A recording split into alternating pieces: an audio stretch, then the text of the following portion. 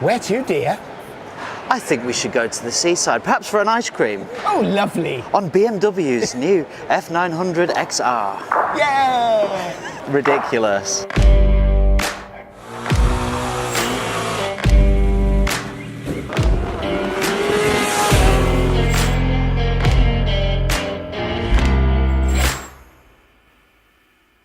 Hi folks, welcome back to the BMW stand here at the NEC. We've taken the time to have a look already at BMW's very, very interesting new F900 parallel twin roadster. In addition to that, I guess their sort of bigger brother is the new F900XR. So that's their sort of middleweight touring bike. They released a kind of concept variant about 18 months ago called the 9 Cento. And I've got to say, when I saw that bike roll up to a special event, it was gorgeous. Really, really cool looking thing. I think it had electromagnetic panniers, if I remember correctly. Sadly, they've not translated that to the road bike, but actually the design language, the profile is very, very similar. And this is, for me, again, is a really interesting, exciting bike for this segment. You know, when you think about what's out there, what's available, I'm not sure this has got any direct competitors. Well, this middleweight touring segment is super popular. There's no doubt. You know, you trace the 900s really popular. You trace the 700s are really popular. People love that type of bike. Yeah, they do.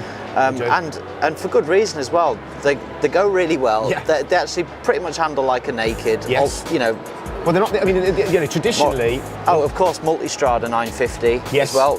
Yes. Really great bikes, Yeah. and you know, people are wanting to put a lot of mileage on. I mean, I've done quite a few ferry trips actually recently, and you know what? Well, not half the dock, but you know, there's quite a few bikes on them, and people are doing a lot more trips. They want something. They need something more comfortable. Yeah. Soft seat, nice riding position, nice screen. Good engine, but also handling well as well, because you know you're going to travel all the way to Austria for those good roads. Sure. And you know you don't necessarily want the reason a Honda Goldwing, do you? In some respects, you've got, you know, Yamaha have got a lot to be thanked for, I think, because they've kind of driven that market a little bit. But the reality is, you know, the way that manufacturers are looking at the model selection and the type of bikes they're producing has changed enormously. You know, what a lot of people want, including myself, is you kind of want a bit of a Swiss Army knife for a bike. You actually want a bike that you could sit on for 5 hours, but also that if you want to go for a blast, it's agile, it turns well. Yeah. You know, I mean, you're absolutely right. If you're going to get on a ferry and I went, you know, south of Spain, I need a screen. I like heated grips. I love cruise control. So, Chris, thanks so much for your time. I know we've just spoken very briefly about the F800, F800, 900R, and I was sort of fascinated to get a sense of how that differs from the new XR. You just talk me through how they kind of, you know, how they compare in terms of riding experience. Yeah, it's a funny thing because, yeah, essentially the backbone of the bike is the same. You know, they're based on the same chassis, the same engine. Surprisingly different feel to the two bikes. You know, the 900R feels more at the sports bike end of things. It's a real nice flowing through fast bends, but in town this thing feels actually a little easier to handle because you're a bit more sat up, big wide bars. Yeah. And this is almost a more childish bike. It really surprised me, this thing. I had so much fun every time I got off it, even comparing it to the S1000 XR. So it's big brother. This thing was a hoot. It was an absolute riot to ride. So at slow speed, really easy, compliant, manoeuvrable, but actually when you go out onto the open roads, it's also a really enjoyable bike to ride at a higher speed. Exactly. It does that thing that a sort of sporty road bike should do. It makes you feel happy. It makes you feel like you're getting everything out of it. You're making me feel happy talking about it. Can you tell I was excited? And that's the thing. When you ride it as hard as you can, you're in the video footage. We were riding them hard, and right on the limit. There's plenty of feel, and the bike just feels like it's letting you know what's going on. So it's reassuring. You're never kind of intimidated by the riding experience at all. Absolutely not. It gave you confidence and just made you go out and hair around like an idiot. I love it. Chris has just sold me one of these. Somebody want to take my deposit? So of course the bike, like the F900R, comes with the amazing BMW TFT, which is just the most beautiful dashes that I've seen on a motorbike. It's really like going intuitive. to Blackpool Illuminations, isn't it? When you It is. your bike every time. It is. it's a nice welcome, isn't it? As you get on, you know. It sounds ridiculous, right? You kind of, you get on this bike a winter evening, and that light's in. Oh, that's nice. Yeah, it's like a nice warm. I almost fire. feel like I'm in my car. Yeah, but it is. It's, I mean, jokes aside, it's super crisp, isn't it? Yeah. Really easy to use. Feature packed, and all that connectivity. Again, that's another thing, isn't it, with manufacturers? BMW really embrace that. You're able to download the app to your phone. You can connect to your bike. It just simplifies all the terms. So you can run sat nav, run your sat nav, run your phone, run your music. You can do all sorts of bits and pieces with it. And again, as we were talking about with the 800 Road, the 900 Roadster, the 900 Roadster. Most people are going to buy the TE, the Touring Edition, because you get so much more for your money. Yeah. And without banging on about value again, this bike on the road, just under 10.4, with all of these toys. That's the sport version, then the touring version. Yes, okay, sorry, the touring version. So standard comes in at 9,365, and this one is 10,365. Yeah, so effectively like for another £1,000 you get Riding Modes Pro, quick shifter, heated grips, cruise control. The list is very long. Yeah. So you are getting a massive amount of bike for your money. And like I say, a kind of incredibly usable tool for all types of riding, touring, going out for a blast, everything. And that I think is the key for me.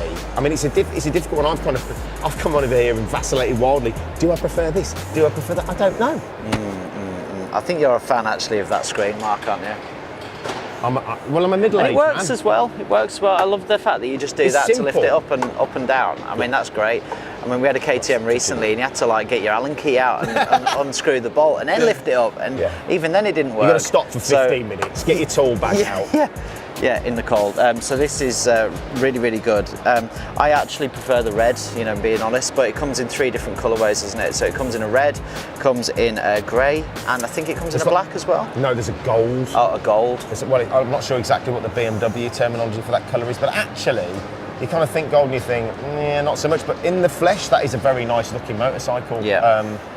The other thing that they do quite nicely on this bike, and we didn't mention it in the F900R one, is that they do a really nice exhaust. And we've talked a bit about exhaust getting bigger and bigger, and sort of. Let's talk about exhaust. Yeah. So we're talking about exhaust. So it's quite a nice favourite topic.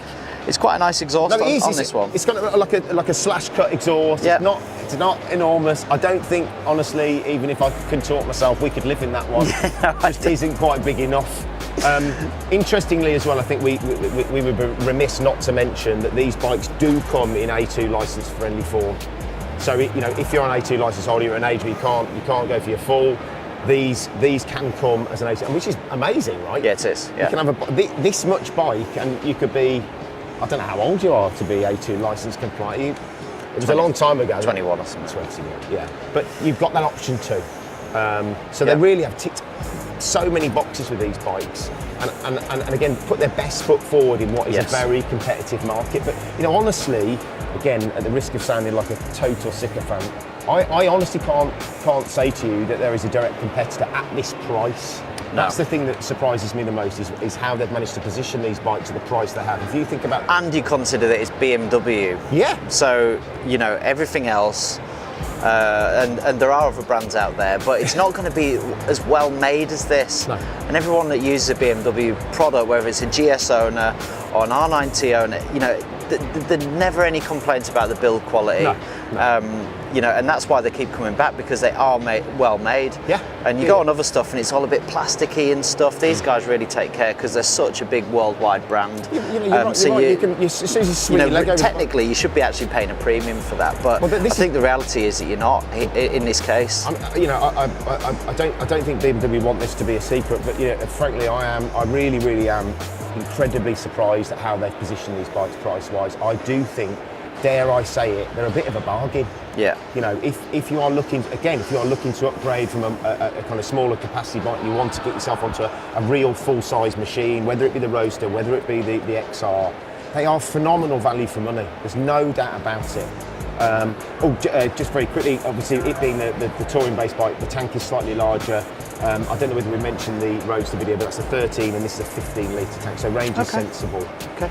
So again, the F900XR is fitted with Brembo brakes, just like the naked variant. So it's going to stop really well, basically. Same setup as the new 900 Roadster. And the tyres are a bit more of a sport touring orientated, the T30R from Bridgestone, which is just a bit, probably longer life tyre basically. And one other interesting piece of technical is that this is just 8 kilos heavier than its naked equivalent, which is very little, frankly, isn't it? It's probably like a big Christmas dinner. Or the difference between me and you. If you enjoyed the video, don't forget to like, please subscribe to the channel. Massive endorsement from me, incredible value for money. So come along and check it out as soon as you get the chance. We'll see you in the next one.